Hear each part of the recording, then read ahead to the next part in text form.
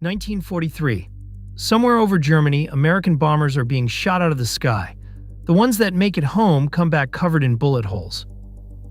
So the military maps every hole and reaches the obvious conclusion: put armor where the holes are. Then a statistician looks at the same map and says the opposite: armor the places with no holes at all. He was right. And his logic is hiding inside every success story you've ever been told. It's called survivorship bias. We draw lessons from the winners because the losers are invisible. The data that survives is not the data that matters.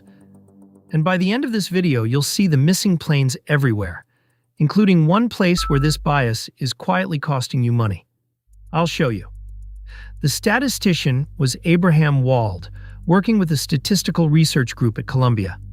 The military's map showed holes across the fuselage and wings, almost none on the engines.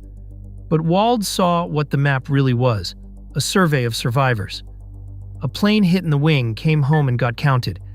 A plane hit in the engine went down over Germany and never entered the data. The clean spots on the map weren't safe spots. They were graves. The military armored the engines. More bombers came home. Here's the mechanism, and it's brutally simple.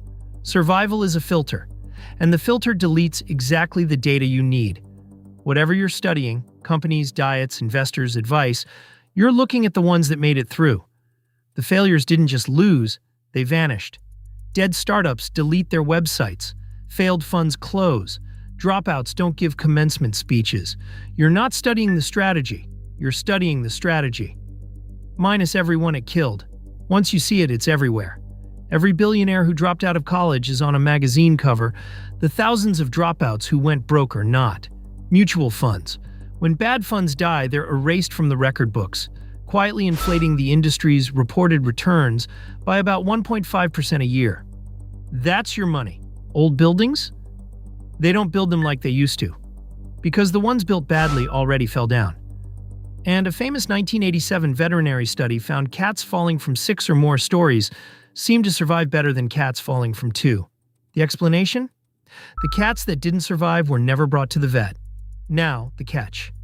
Because survivorship bias has its own trap. Once people learn it, they see it everywhere, and dismiss every winner as just lucky. That's too far. Sometimes survival really is signal. A book still read after 2,000 years survived for a reason. The fix isn't ignoring winners. It's asking for the denominator.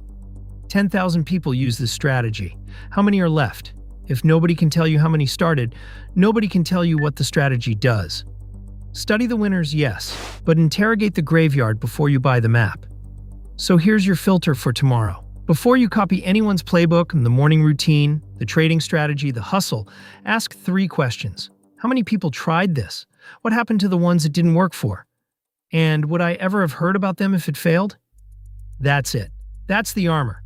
But here's what makes this even stranger. Even among the genuine winners, the very best results usually aren't skill at all. They're luck, wearing a costume.